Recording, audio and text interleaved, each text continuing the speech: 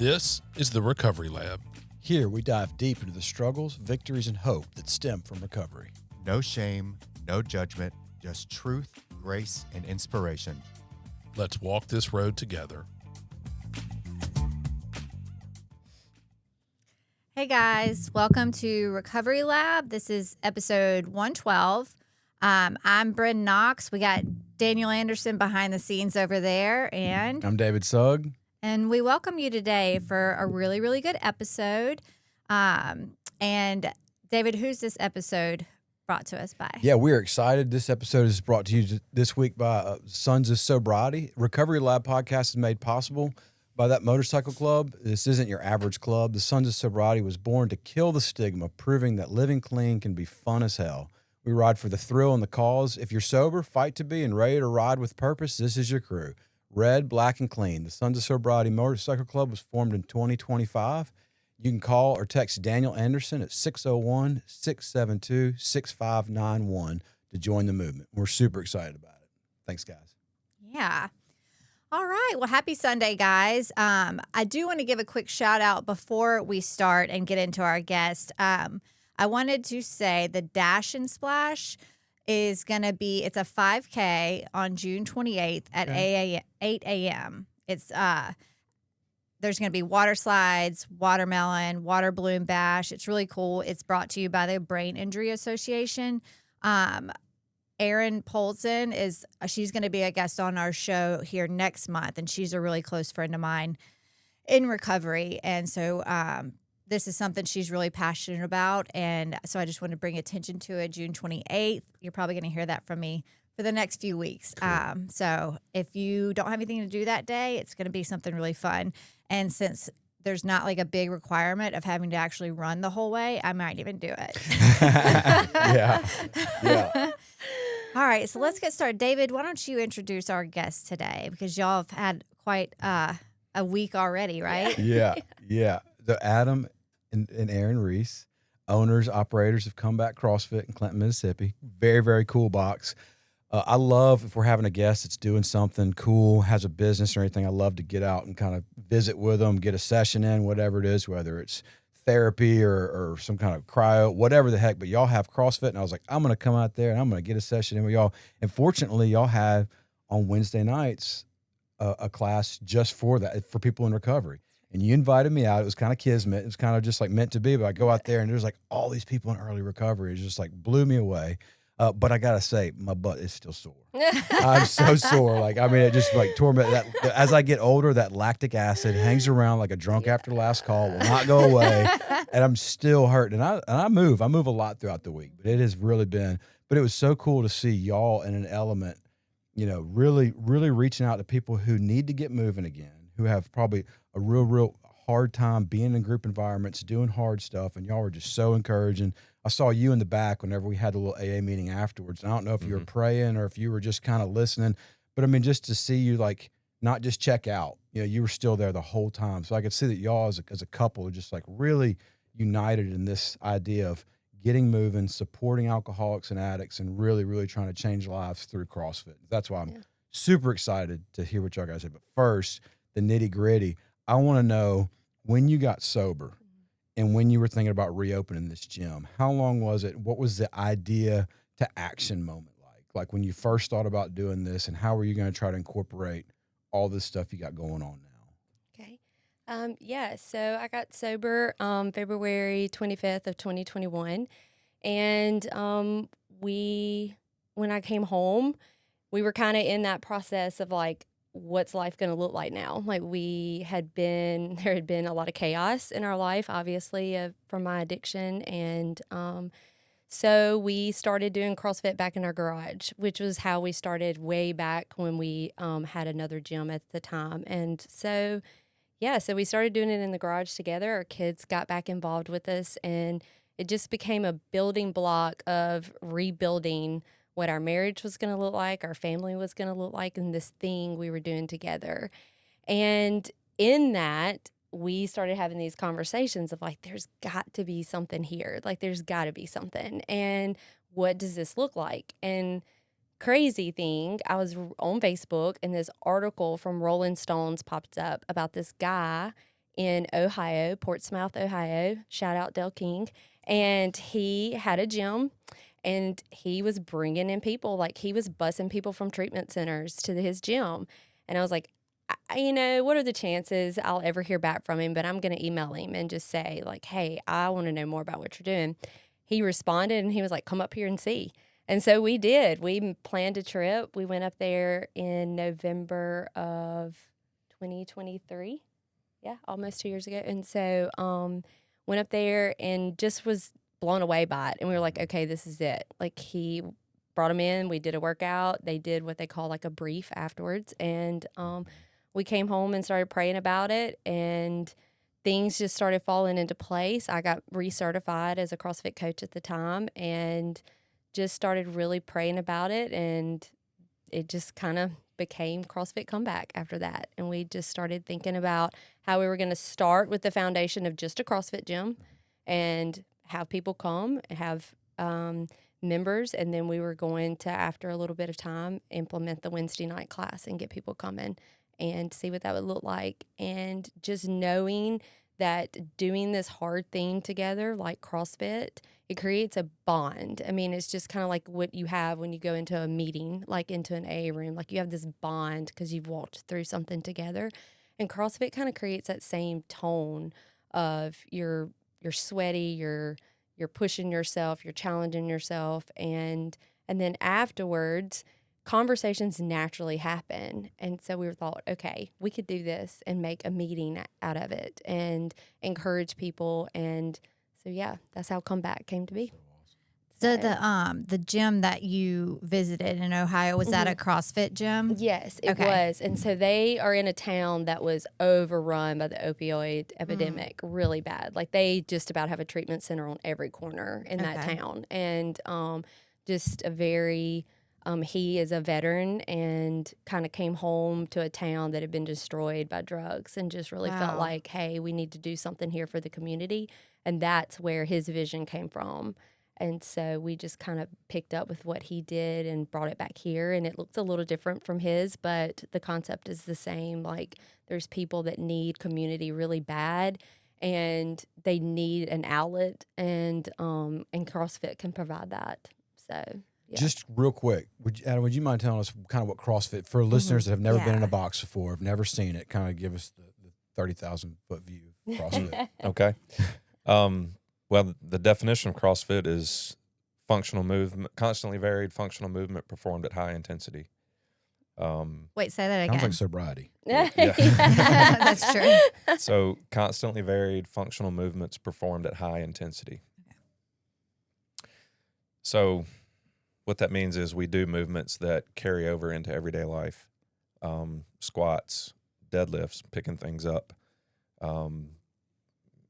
putting things over your head, putting things on a high shelf.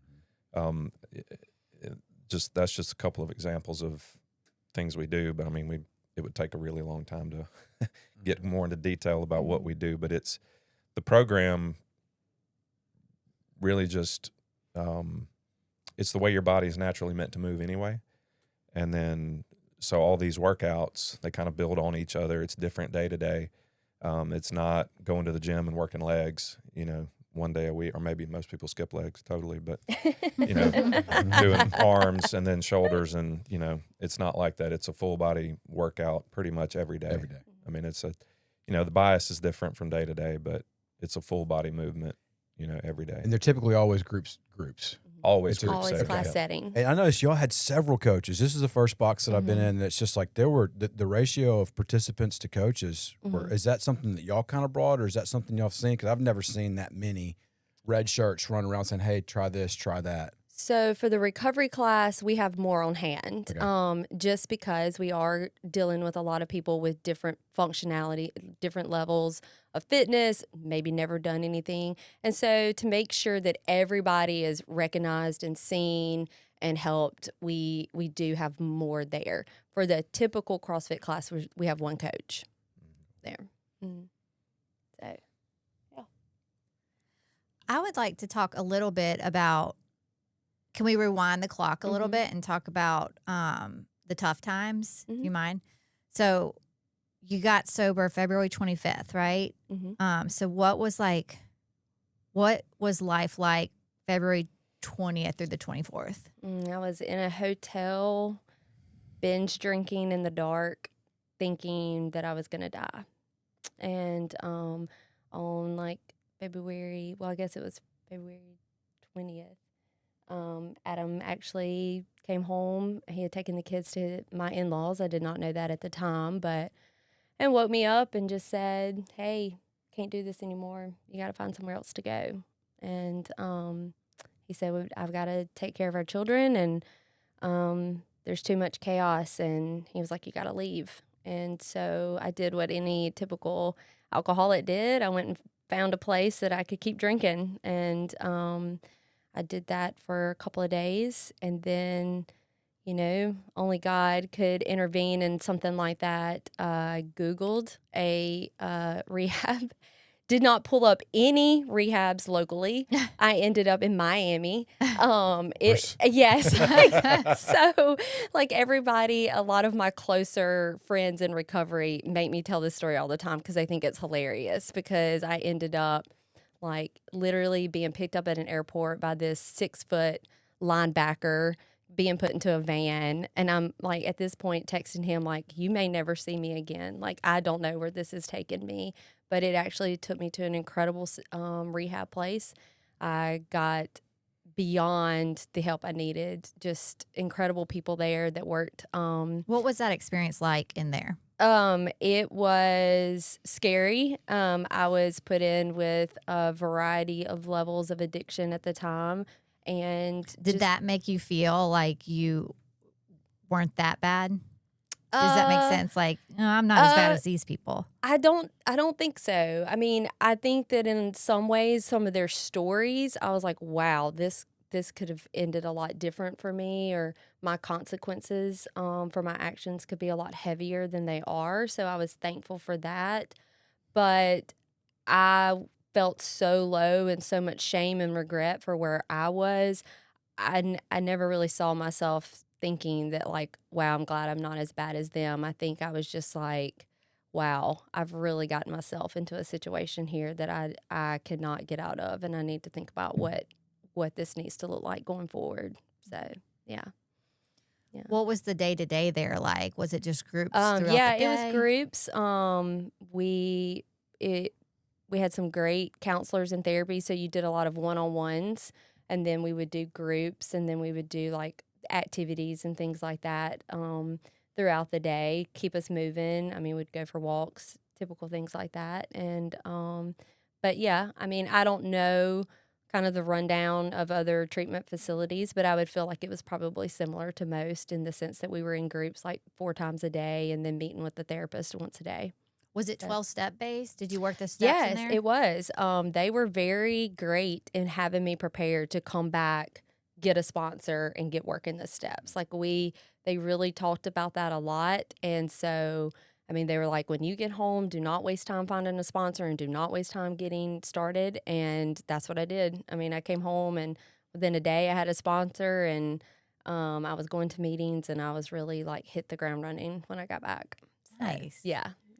Nice. When you visited her, it was time to make a change. Where did you find that strength, that direction? Like, what was going on in your world to make that? Because that's tough. That was the hardest thing I've ever done. And it was years in the making. Because, I mean, we drank together, and to me, it was no big deal. But there were times where I thought this may not be a good thing, and it had peaks and valleys. It'd get worse and it'd get better, worse and better. And finally, just the worse was happening a lot more often than the better. And I just kind of knew that's what was going to have to happen. But what kept me from doing that is I wasn't ready to kick my kid's mom out of the house. I had to be ready to be single, because I didn't know how she was going to react, So I came to that point after years saying, okay, I can handle that if I have to. But I still wasn't ready for them to not be able to wake up in the same house as their mom. Were you working with a support network, a church, Al-Anon, or anything? Did you No. have? No, well. But finally, when we had gone to church, that was on a Sunday morning, we had gone to church, and something told me just to look at the vodka bottle before we left, because we had drank that night before. So I looked at it, and I knew where it was, in the bottle there. And when we came home from church, me and the kids, it was about 1.5 inches lower. So that was it. That's when I told the kids, you got to go to. And that was like 8 in the morning. Yeah. Too, so, yeah. Well, yeah. At the time. So yeah, it was. It's not. It doesn't compare to the things she's fought through, but that was the hardest part of it. Yeah. For me. Wow. I can't imagine. I think we're also lucky though to have a family member. I mean, my mom was that family member at times, the one that would say no, no Yeah. more. Like Yeah. draw a line in the sand, to have that person that we love so much, and you just kind of look at it as like, if this person who loves me more than anything in the world is saying it's time to make a change, Absolutely. like, I've got to listen. Yeah. With my friends and teachers and all, like cops, I'm not listening to a cop for nothing. But when the person you love the most, has your back, says it's time. My sister did that too at times, and it was just like, I got to listen. So kudos to you for doing it, because that's so hard, because you're worried. Like, yeah, you're ready. Am I prepared to be single, or am I prepared for my child to leave and never come back because of what I'm about to say? But doing that, so kudos for your bravery into doing that. That's awesome. Absolutely. I have so much respect for mamas who leave and go to treatment, because it's just, I don't know about you, but for me, it was like I was drunk all the time, with my son around. I was driving him around, I was driving him to school. I also drank like in the morning, and would make sure I had a drink when I woke up towards the end there. And even all of that behavior, I still didn't want to leave him. Yeah. You know what I mean? And it was so hard. And being there was so hard. And Mother's Day happened there, and it was so hard. His birthday happened. And it's like, I missed him like so much. And I know a lot of moms get scared about leaving their kids to go to treatment, but it's so incredibly important, because you're not actively being the mom that you're supposed to be anyways. You know what I mean? Yeah, and I tell new moms, or not new moms, but moms that are in new recovery, I'm like, this is such a small span of your kid's life in comparison to having them for the rest of their lives being healthy. Like, it feels giant for you to leave them for a few weeks to go get help, but what is a few weeks to years in the rest of their lives of you being healthy? Exactly. And that is so hard. I get it. It's so hard. And, there's so much shame. Recently I was talking to a new mom she is pretty new mom too, but who is in new sobriety. And I was just telling her that you have to know that in addiction, your love for your child is completely separate from your addiction. Like, we, as a mom, we bring it all together. Like, I must not love my child enough because I'm not staying sober for my child. But reality, the love for my kids didn't change. I was an alcoholic, and those two things are completely separate, and you cannot combine them when you're looking at yourself as a mom. Like, I would never in my right mind drive drunk with my kids in the car, but I did because I'm an alcoholic, and you don't make normal decisions when you're in your addiction. Right. And so to separate that shame, I mean, it takes time. It took me time, but to really understand that and separate that shame of, because I made those decisions, it did not mean I didn't love my kids. It didn't. Of course I loved them. It just meant I was an alcoholic, and I made decisions I wouldn't normally make if I was sober. And I mean, that's just a huge difference. And it's hard to wrap your mind around that when you're a mom in early sobriety, for sure. Wow, that's so good. If you're a mama and you're struggling right now, rewind this like 2 minutes and listen to that again. Like, hear that again one more time, because that's so good and it's so true. I've never heard it explained like that, about it being separate, Yeah, absolutely. Whew. Was there ever any times in your drinking where you thought before that, like, this is not right, this is out of control, this is like for sure. waking up in the morning or anything that just So to give a little glimpse, and this is Cliff Note version, but just to kind of explain my background. So I am a baby of 5, and my brothers and sisters were a lot older than me. So when my brothers and sisters were in college, I was born. So I was like Oh, wow. raised like an only child, and grew up in a loving home. I mean, nobody's perfect. No parents are perfect, clearly, and but I have a lot of great memories growing up, but very early on, I realized that something was going on with my sisters and my brothers. Like there was something there, and too young to understand at the time. But as I got older, I was like, okay, we have addiction here.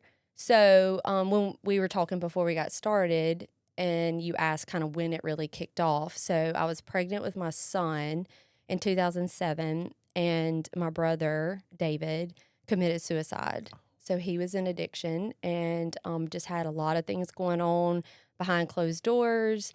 So yes, that was the first tick of it really taking off, because there was some postpartum there plus trauma. Then fast forward a few years later, both of my sisters committed suicide. So they were a year apart. They were anorexic. One of my sisters struggled with anorexia and was like 65 pounds when she died. And then my other sister was into drugs and alcohol as well. And so we watched through that. So we had lost 3 in that. And then in 2018, my dad died of cancer. So that was when it really, really took off. And then from 2018 to 2021, I was like off to the races, because it really was. And I lost a nephew to suicide also in that time. And at 2018, when my dad died, I was like in the hospital, and I just remember thinking, nobody's going to tell me now. Like, nobody's going to tell me that I don't have this reason to drink or to do whatever I was doing or the behavior I had.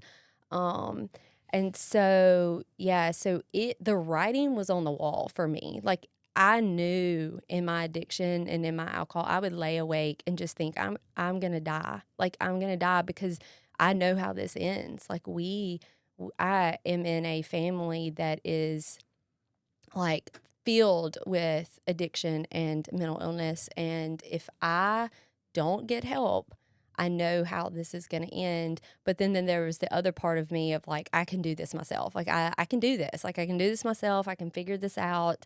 Like, I'm not going to be them. I'm going to figure it out. And I lived in that war of, I'm going to die, but I got to figure this out. And then, and so, yeah. And then he did not commit suicide, but then my final brother died last summer of a heart attack. And so I'm the only one left now. And so it's just me and my mom. And how is she doing? my mom is like literally one of the strongest people I know. It blows me away, because she owned a restaurant. Her and my daddy owned it together for a long time. What restaurant? It was called Seasonings. It's in Kosciuszko. So Okay. everybody loved it. It was a little old house. She did like lunch specials and was there for 20-something years. And people just came from everywhere to eat there. And so she just recently, like a little over a year ago, closed it, and still serves people in the community, cooks for them, and does things. She's 81 years old and still just keeps going. And I honestly believe, just like us in our addiction, like service helps us stay sober. I think service helped her through her grief and through all the loss, because she just kept showing up and cooking and doing things for people that otherwise I just don't know how you would manage it. But me and her, we kind of stick together right now. Yeah. and in what we've walked through. So yeah. Wow. Yeah. So You've been through it. yeah. She's been through it. Yeah, we have. And you had every excuse in the world to keep drinking. Yeah, absolutely. And I mean, I used that for a long time, because I was like, nobody knows this, and nobody can tell me I can't do this, and nobody knows what I've been through, and there's a lot of truth to that, but I really did. I used that for a long time. So, If you don't mind me asking, did Mhm. you ever struggle with suicidal ideation or any of that with it being so present? I had somebody ask me that a few days ago. I've never really thought I want to kill myself, but I have thought if I don't get help, I'm going to die because this is how this ends. And I would think like I don't know how I would come back. Like if I had done something, hurt my kids or any kind of situation that I put them in or myself in, if I would have done something, I don't know that that wouldn't have been the thought process for me. Yeah. So I never had really the thought that I was going to wanted to kill myself, but there definitely was moments of I think if this keeps going at the rate it's going, I may die. And maybe that was me saying I might kill myself. I just never used those words. I gotcha. So, Yeah, I remember that feeling of like being so low and being so just stuck in this thing and wondering like, is it? I just feeling like it's never gonna get any Mhm. better. Mhm. And I would have the thought in my mind of like, this might kill me or something might happen. Mhm. And it was almost like I was just kind of okay with it if it did. Mhm. Like Mhm. I would like let the cards fall Mhm. where they may. Yeah. You know? Mhm. That's so sad to think about because Mhm. life gets Oh, so yeah. much better. It does. It does. I mean, I can't imagine not being where I'm at right now. Yeah. So, yeah.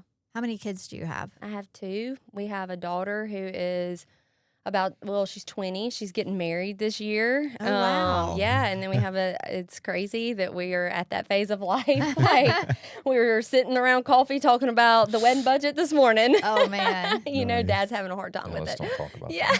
He's like, this is my excuse to drink. yeah. And then so her name's Olivia. She's a huge part. She was at the gym Wednesday night. She's one of our CrossFit coaches. Oh, nice. She's a huge part of the recovery community. Like, man, she loves them and loves being up there. And it's so fun to see that like connection she has with everybody. And, she lives our story out loud. And then we have our son, Wyatt, who's about to be a senior in high school.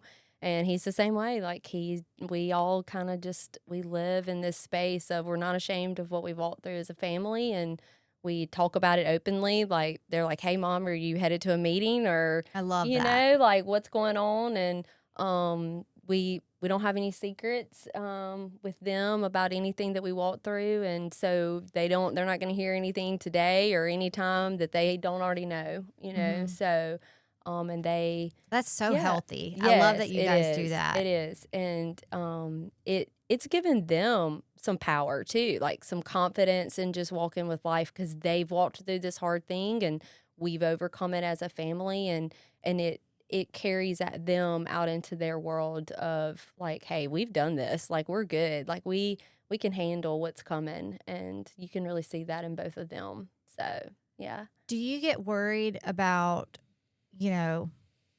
this is such a genetic thing, Mhm. like, do you get worried about that with them? Do you have those conversations with them? How do you, because I worry about that. Oh, yeah, absolutely. So our conversation with them is, hey, you got a 50-50 shot. I mean, his family's completely normal in their relationship with alcohol. Like, they are take it or leave it. That's so annoying. I know, right? It is the most annoying thing ever. I'm like, God, like, man, I hate this. So, God bless them. I need to say, like, I have incredible in-laws. Like, they have loved me in my darkest and forgiven me. So, not going to go down that road. But yeah, so we tell them, like, hey, we have a 50-50 shot of what your outcome is. And we'll look at Olivia and Wyatt both and say, hey, you may never have a problem with it. And Wyatt, you might. And vice versa. And thanks. I hope I don't need it again. But you are going to have to make those choices for yourself. We're not going to guide you in that. We're not going to tell you don't ever drink. I mean, I raised in a home that my parents didn't drink. They didn't do anything. And this was a part of our family story. And so that's our conversation with them. And we have to stand back as parents, which is hard, and let them make those decisions.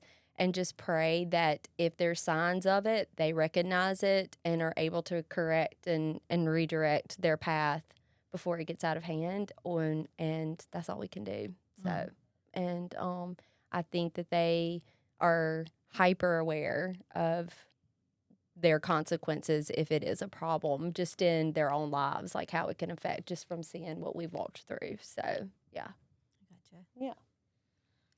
I have another question. Sorry, I feel like I have so many questions. It's okay. Okay, and this is random, but so obviously you work out a lot.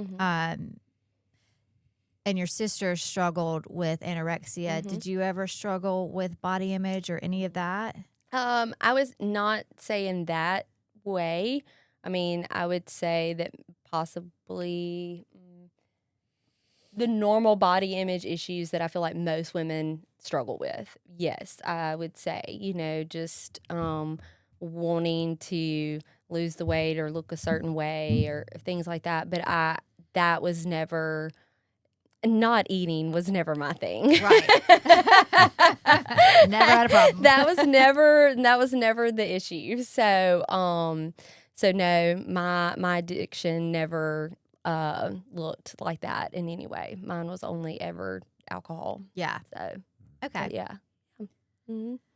The recovery community needs a lot of support, needs a lot of stuff. It needs like a 12-step meeting. It might be Celebrate. It might be AA. It might be NA. But they go to meetings. They go to therapy. They do a lot of different things. I can tell by people that are showing up in your gym how many there are. Y'all are filling some kind of a need because people are coming. People are coming. They're joining up. They're really enjoying what you're doing. Do you know what you're feeling? That's kind of what is it that people in recovery are just so attracted to what y'all got going on? Because there obviously are. That thing was packed out. I don't know if we could have taken more people. And everybody was saying, I'm coming back next time. You should come back. I'm going to invite so-and-so. It's like, what is it about the recovery community that's so magnetized to what y'all got going on? What is it? Good question. And Adam may be able to add some to this too. I think, okay, so you're going to meetings and you're focusing on your recovery and you're doing these steps and you're doing these hard things, okay? And that is essential to getting sober. When you come to our gym and you do the recovery, I think it's that there are people, our coaches, our community, that are seeing you and encouraging you to do something you've never done and then telling you you're doing incredible, because they are. I mean, if you just show up to one of our classes, you've done more than most, And so, and I think there's just this need of being told that you're capable, like, yeah, you're getting that in AA, but like everyday life, are you doing things that are hard, that's challenging you? And then is there somebody telling you that you're doing a good job and that you're capable of more? Like you're capable of pushing yourself a little bit further. And being seen. I mean, it is so important to me that when people come to that, to the class on Wednesday nights, that they felt seen. Like we remember their names. We're cheering them on. We're helping them do the workout. And I think that feeling of being in something that's outside of the rooms, but still makes them feel like they can do this hard stuff and they're encouraged by it and they're accomplishing things that they never thought that they would do. I mean, you were talking about one of the older ladies that comes, and she was barely moving, but she was loving it. And, for her, you know, I mean, we have some that they're like, we never thought we would do this, and we can. And we have some that come in and they are scared to death. I mean, you can see it on their faces. They are scared to death when they walk in about what's about to happen. And then by the end of it, they're like, we're coming back. I did not know I could do that. And I think it's just that element of being in a different environment and seeing that you can still do some hard stuff and find out that you're capable of more. And that's just needed. I mean, I mean, and I think, yeah, it's a set aside class for people in recovery, but the coaches don't treat those athletes any different than our other classes. yeah, they're incredible. We don't cater to them any differently than we would somebody walking into just a normal class. Because all of CrossFit can be modified or scaled to fit a person's fitness level and ability level. And we do that every day, all day. So I do think there's a part to it to where they don't feel looked at differently, because maybe they are looked at differently in other things they do in life. And then the other side of that is that CrossFit itself is addictive. Yeah, it just is. I mean, speaking as a non-addict, I'm never going to quit CrossFit. Yeah.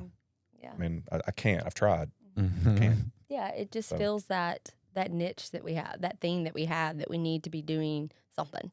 And and we have, I mean, this is kind of like just a side note, but our coaches and community, aside from the recovery, I mean, they're incredible, because we had this vision for this gym. And I laugh all the time, because it really is. I mean, we really started with that whole like field of dreams motto. Like, if you build it, they will come. Yeah. Like, and we would say that. Like, except Adam would be like, if we build it, they will come back. And and so, but we really started believing in that it's never too late for a comeback. Like, it doesn't matter where you are in life, whether it's addiction or you're a stay-at-home mom, isolated, just feeling like you can't take care of yourself. Like, it doesn't matter where you are on the level of needing a change. And we really feel like we built a building with a vision, and then the people that showed up did the rest. Like, they and the coaches that we have and the staff that we have there, like, they just, it's incredible to me. Like, they so got on board with what we were doing that I don't feel like we've had to do much, like, other than just keep encouraging and keep putting it out there that we want people to be there. But our community and our coaches, like, they do so much of the getting people there. And so that has just been incredible to me, of just how everybody there is so on board with what the community and the atmosphere and the vision of our place is, and so that's just shout out to the community and the coaches for sure. Yeah. So. A community definitely makes a place. And I can only imagine, like, because, that feeling you get within the four walls of AA and how it's just such a bond. So I can't imagine how good that feeling is doing something really hard, and doing it together, like physically, Yeah. I bet that is just the coolest thing. It is. It really is. When I was in treatment, that was the first time because I went to treatment and I was very frail, just a good old heroin addict that, I didn't have any muscle mass or anything. And we had gym every day. And at first it was the worst part of my day. Because I was like, I don't want to go in there. But when I started putting effort in after like week one, because we had a really good gym teacher, Matt Aubrey, he just he pushed you, but also made you feel like you were capable, like you were saying. And as I got stronger and stronger, like you said, like I got like addicted to it. Yeah. Like I had to like, my punishment one day was I wasn't allowed to do it. And I had to stay upstairs while everyone else got to go to gym. I was so mad. Yeah. And so I did get very, addicted to it. It is such a good feeling, like being strong, Yeah. because I came from absolutely. such a very weak place physically. Yeah. Yeah. Absolutely. And you see changes pretty quick with CrossFit in general. Yes. I mean, there's a not just the exercise, but just kind of the whole community, the encouragement, and then the diet. There's different. Different. Do y'all have a diet program? Do y'all try to get? There's kind of a CrossFit, I guess, There is prescription of nutrition that they. Not and I can't quote officially, it. but I used to quote it back what- in the day. what It we was like usually meats say and is nut seeds. more protein, more water, less sugar. Yes, that's our If you thing can that do we tell that, everybody. That's a huge change, probably from what you're already doing, and doing that combined with CrossFit, it's going to work. Yeah. As alcoholics, especially me, I've had an issue with food. I mean, I love sugar. Yeah, I love me sugar. too. And when I I start struggled with eating, that. the obsession, it kicks off. I Yes. don't do a bowl of ice cream. When I bring the gallon home, it's like I'm Yeah. eating Tacoma. Yeah. I'm like, Yeah. and then I say when I do like start watching what I eat, my first rule is just don't eat ice cream in the bed. And that's progress. Just eat it on the couch and then keep it in the kitchen. But sugar, I think for alcoholics, in fact, there's been a prescription like to helping people get off when they're sobering up. They recommend it's in the big book. Give them small amounts of chocolate. Give them Yeah. some sugar. Mhm. We Yes, brought they that up did. every day in treatment. Yeah, candy. It's a We real had candy thing. all the time. Yeah. And so when we do get sober, a lot of Mhm. us turn immediately to food. Yes. Immediately to that junk food, that comfort food, whatever it is. So I think just like having that double whammy of like get moving, clean up your diet, hang around some community, is you can really get some real growth. And that's what we get fired up about when we start seeing progress. Yes, absolutely. You know, when we start seeing like, oh, I feel a little different and I'm sleeping better and I'm moving and now some of these ailments are going away and I can pick things up. That's what I love the most about, which it's not just get buff, let's get in here and work Yeah, out. There's this whole thing going on in a community like y'all's. But I'm not sure if y'all are working with any of the newcomers or anything, kind of talking about that. But that was huge. Well, I know for me, like that, the ice cream, the sugar, I gained like 70 pounds when I got sober, and then I lost it like in the last like year and a half. And but my mindset was, well, I'm not drinking, so I'm gonna have this cookie and ice cream because I used to be drinking, but now I'm not. Yeah. So this is not bad. And I was like consumed with it. It just went from alcohol to food, and then in the last year and a half, I started working to correct that and get healthy and just that way as well. But yeah, definitely we really see that in new recovery, just taking on a different form. And so really trying to guide people in that is, you know, of course we want to.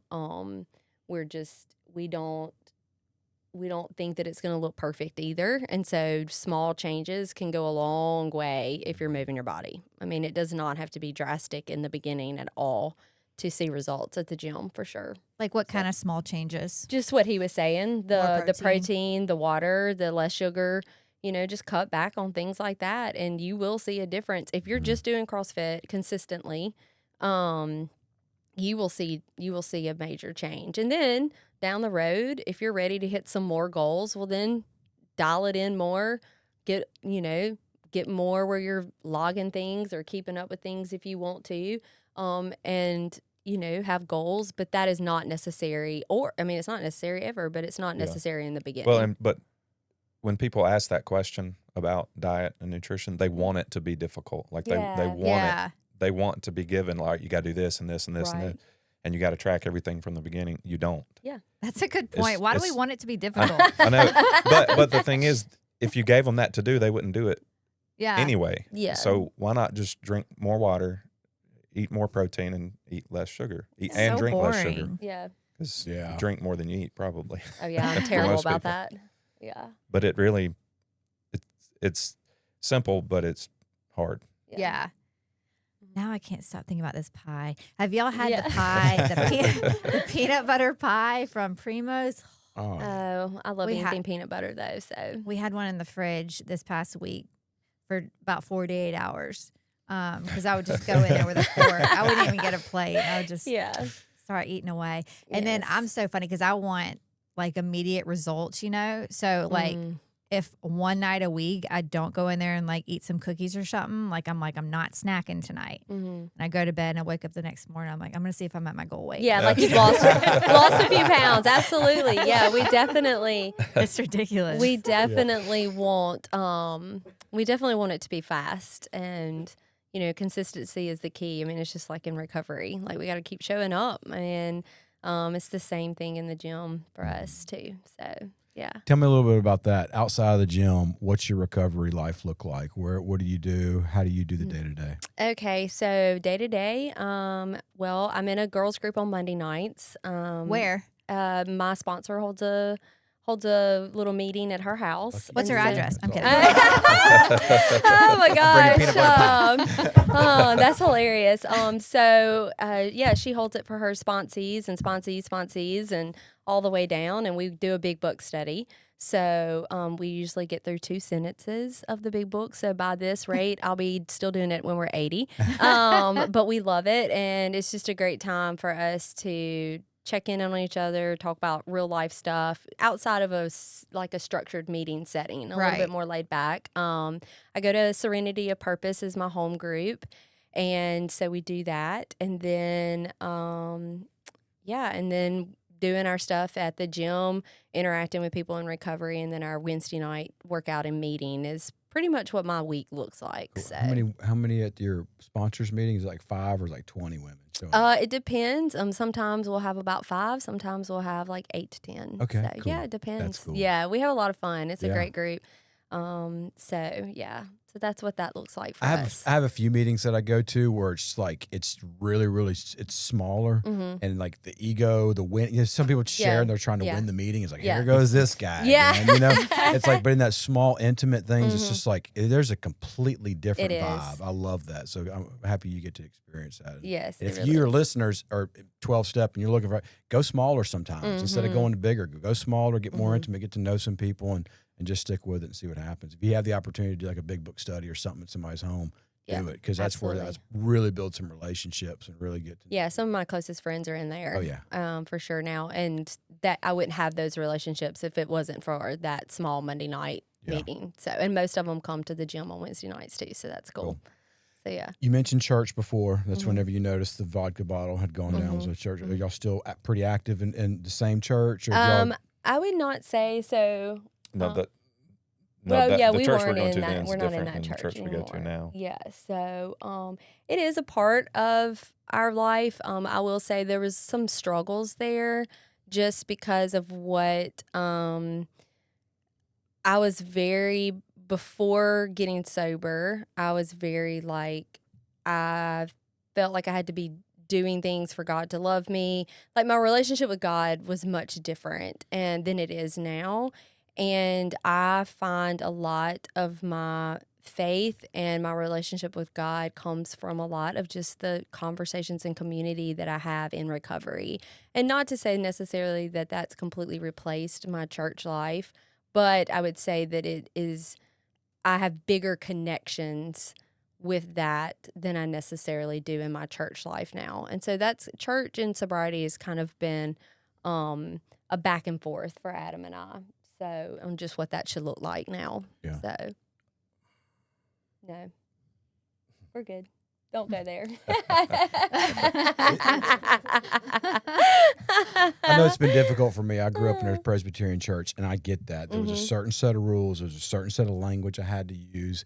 Church for me, also when I was growing up, was it was just very theology based. Like we really like it was. Yes. We feel like we went to Sunday school and went to things to kind of learn more about it, so we would know more about it Yeah. instead of like live more about it. And then when I got sober, and people were just like, "Man, just suit up, show up, do the next right thing." It was so opposite of this. Like I've got to learn what it means to take the sacrament of the Lord's Supper. Yeah. You know, I've got to learn what it means to say the Lord. Instead, just like no, pray this prayer. Maybe if it works for you, just ask God to help you in your own language. Is like I can do that. Right. It's like you can talk to him however you want. It's like however Right. I want. Like no, that was never. I had to be in a certain place in a certain way, and just be able to say no, God. I don't know what to do here. Will you show up? Right. It felt almost heretical. It was Right. like, you can't do that. This is crazy. So AA for me has been illuminating, but at the same time, it's kind of made me put up some of those old dogma, just like that old stuff. Yes. So it's been hard for me now to get back involved in the church. Your church life is a big part of your life, your recovery world. Yeah. You're making that thing happen symbiotically. Amazing. How's that working? It's working so good. I mean, like, I go to church to worship this God who has just like saved my life from like the darkest depths and just done so much for me. And so like that's where I go to like just throw up my hands and worship him with other people that love him too, but are also just super imperfect. You know what I mean? Like I had to learn it's not about this guy over here, this guy over here. They're not perfect. Right. And they probably aren't trying to be, you know what I mean? And like, and so just sort of taking the judgment out of it and just showing up and just worshiping, because I'm just so incredibly grateful for what he's done for me, you know, and I've just found such a community there. And it's a really big part of my life. And I want it to be a big part of like my family's life, because I didn't have that growing up. And I want my kids to know like which classroom is their room and this leader and this leader over here. And I want it to be just a huge part of life. Yeah. And I love it. And I love that we can all have our different things, you know what I mean? But we're still, our lives still consist of these acts of service wherever we're performing them, you know? I love being in recovery, and I love the 12 steps and what all they've taught me. And it's just really taught me to like love other people, you know, so much, because I spent so much time just loving myself, and that was it. Or hating myself. Let's be real.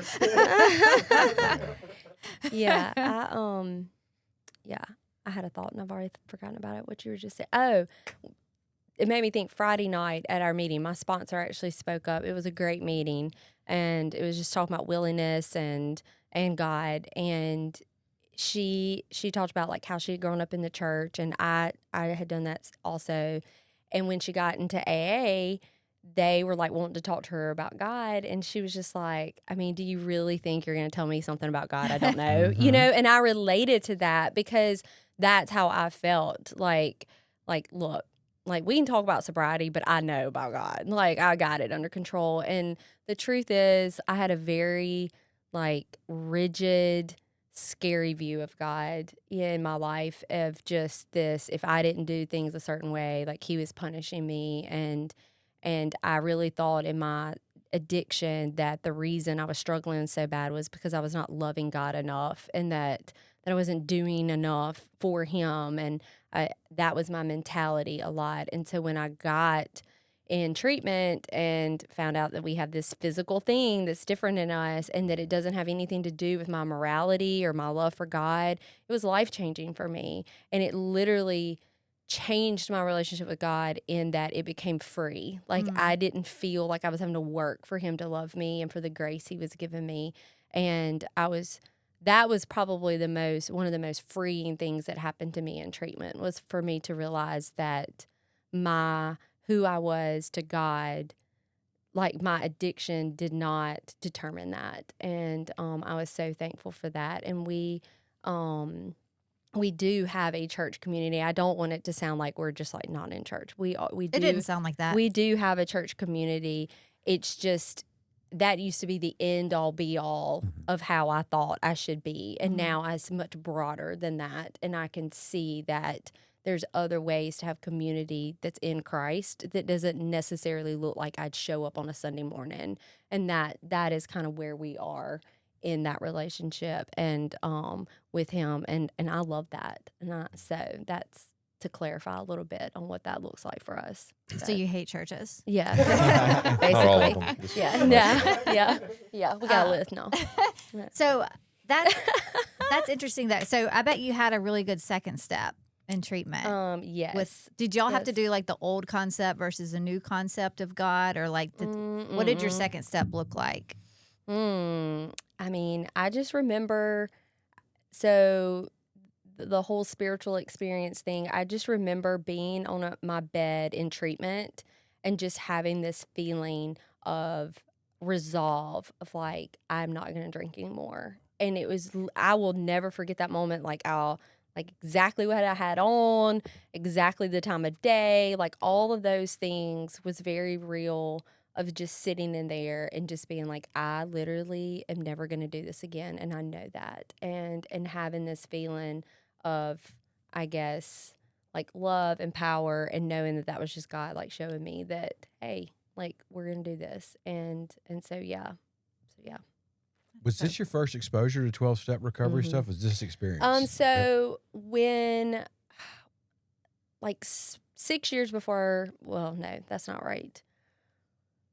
I don't know, when was that? Like, What are we talking about? when I like quit drinking for a few years, but yet I was kind of still drinking, but I wasn't working a program. I tried AA, so that was like 2000, like 11ish, 12ish, I think. And so I kind of white knuckled it for a few years, but I mean, I was still in the background struggling.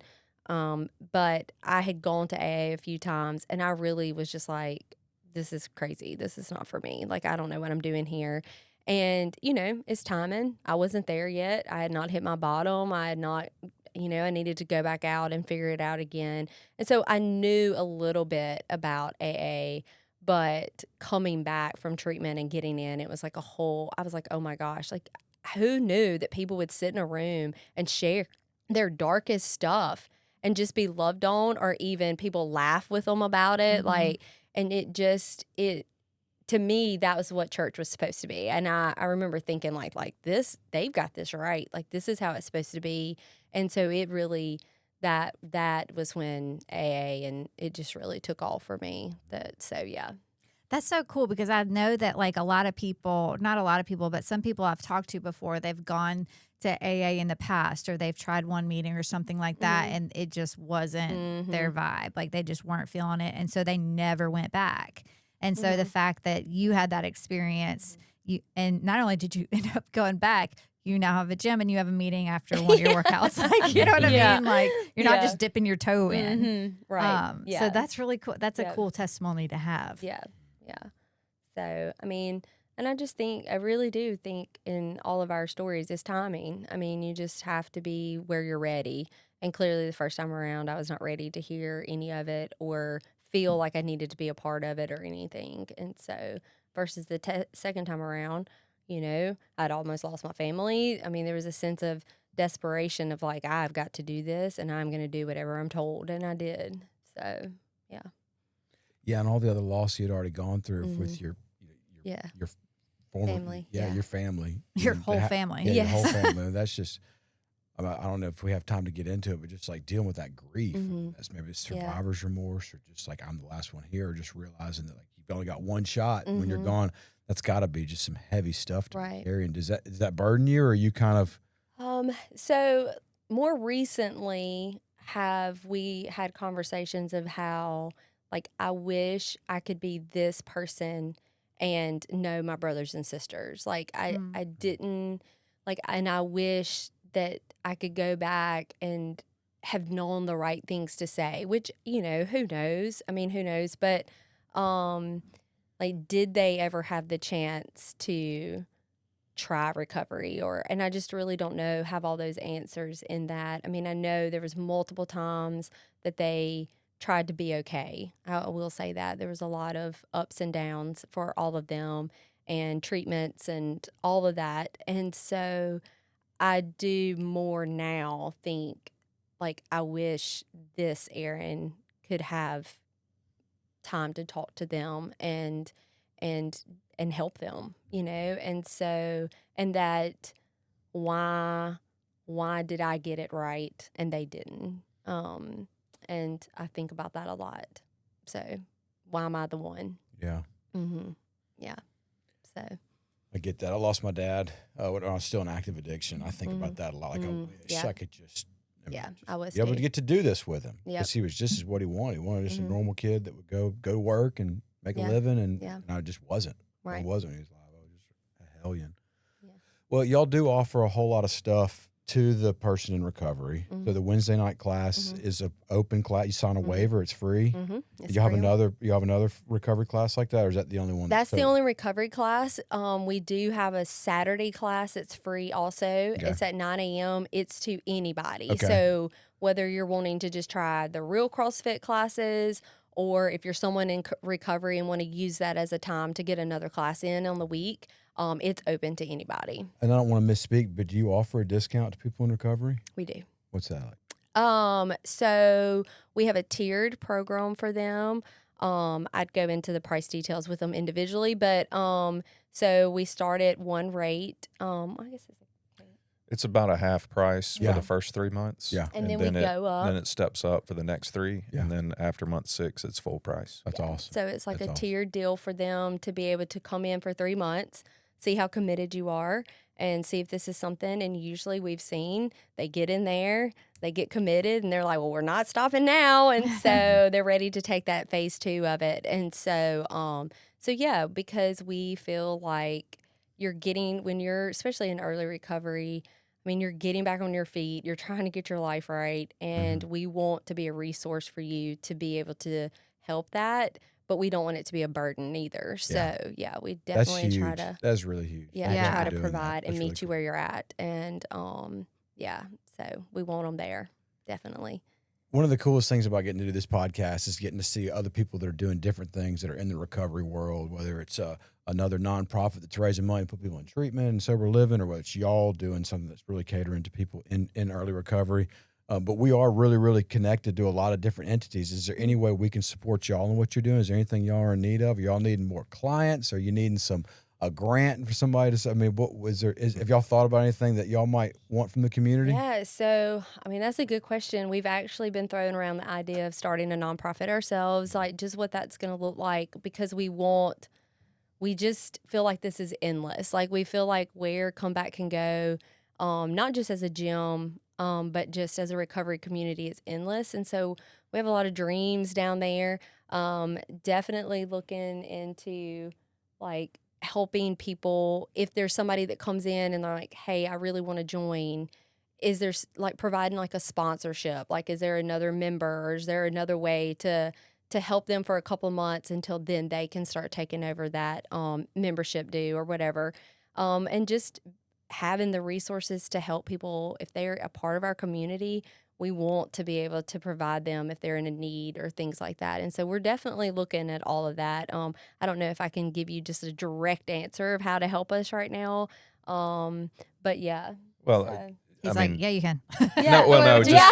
No, he's like, let me just talk. promoting what we're doing. Yeah, I'm just not. making Yeah. just awareness. Yes, Yeah. Really Yeah. is because, it doesn't matter how big the class gets. We're not going to turn anybody away. That's exactly right. So We'll move you outside. I mean, we'll figure it You out. mentioned the guy that got you kind of onto this. He Yes. was maybe getting into some treatment centers or something. We're Yes. plugged in with all the treatment centers Yes. here. I mean, if y'all had a travel trailer and wanted to bring equipment out and talk, I mean, Daniel's working really close with Defining Wellness on a lot of stuff. Awesome. I'm sure we can get you out there. Yeah. You want to do something, but I mean, that just Yeah, we've but think definitely about it. talked about that. Like, what would it look like to go into a facility like once, twice a week with just a minimal equipment like you saw on Wednesday night? We don't bring barbells out. We don't bring the heavy stuff that requires a lot of technique because we don't want anybody to get hurt. And so we're very careful with that. But yes, we have definitely thought about what it would look like to go into the treatment centers and take some equipment and do like a 30-minute deal with them and get them moving and get their mind set on what that would look like when they got out too. So yeah, absolutely. Yeah, Bill Wilson, he says mild exercise and a good diet changed things for me pretty quickly, but Yeah. he ended up drinking again. 'Cause Yeah. he didn't have the 12 steps. But for a moment, it was something else. Yeah, so yeah. maybe y'all can do that. Yes, super absolutely. cool, super Yeah. cool. Yeah. Just being, I like getting moving is such a huge part of recovery. And it does so much for my mental health. I know that. Yes. And so I just think Yes. it's incredible what you guys are doing. You're so cool. Oh, You are. I like you so much. thank I'm you. going to find out where that Monday meeting is and get in there. Yeah. Show up with cookies, like, hi. Yes. Well, now you have to come work out. I mean, that's how it goes now. I said Wednesday I'd come nights to at the 7. Monday women's meeting. Yeah. Okay? No, I'm just kidding. No, I would love to. Yeah. And I think it's you should. incredible what all you are doing. And so I'm grateful you guys came on today. And where can people find you if they're interested? Okay, so our website's crossfitcomeback.com. Okay. That we do not have anything about the recovery class on the website at the time. We just feel like that's a word of mouth. We want to be able to connect with you better versus if you're just going in for a free trial. On the website, we want to be able to know, like, hey, you're in recovery. This is what you're doing. But they can contact me 601-717-2328 and One more time, a little bit slower. 601-717-2328. Do you regret it? Yeah. We'll see. I'll start giving them y'all's numbers. But no, I mean, seriously, just reach out and we want you there and don't be scared. Like, I mean, there's tons of people that are in the community that have shown up that'll tell you don't be scared because we're not going to make you do something you cannot do at all. And I mean, like recently I had a lady say, like, please don't laugh at me. I was like, I promise you, and all the people that have ever come through, we've never laughed at you. We've laughed with you about things, but we will not laugh at you. I mean, our heart is that we want you to come back. We want you to want to be there. And and we want an atmosphere that makes you feel that way and makes you feel like you could do this. And so yeah. That's awesome. Yeah. Well, I will close with this. We had a guest speaker at church this morning, Ben Sticker, and he said something that stuck out to me, and it was, we are called by God. When God does call you to do something, He will like make sure and affirm that in your heart. Like you'll Absolutely. feel that in your heart, like, okay, I was called to do this, and I know that you must have had that affirmation and that feeling, and Absolutely. so just all power to you, sister, for Thank you. taking that seriously and trusting that this was your mission. Yeah, thank you. I definitely, when the scary parts hit, because you own a business. I mean, when you're self-employed and you own a business, there's no way to not have the fear. And we just always come back to the fact that we know God wanted us to do that. And if that is the case, it's not going to fail. It may not always look exactly like we want it to look or go exactly like we want it to go. And it will be hard at times, but He is not going to allow something to fail that He started. And we know that He started CrossFit Comeback. We know He did. Like, there's no doubt. And we just, thank Him every day for that, 100%. So. That's Yeah. awesome. You go, girl. All right. Well, thank you guys so much for listening in today. We have a really good guest next week. Raymond Kennedy is coming on. We're going to be talking about, this is like an episode for the mamas in particular. It's going to be about online pornography and what that's doing to our teenage boys and what we can do to sort of navigate that issue. So y'all tune in and we'll see you next week.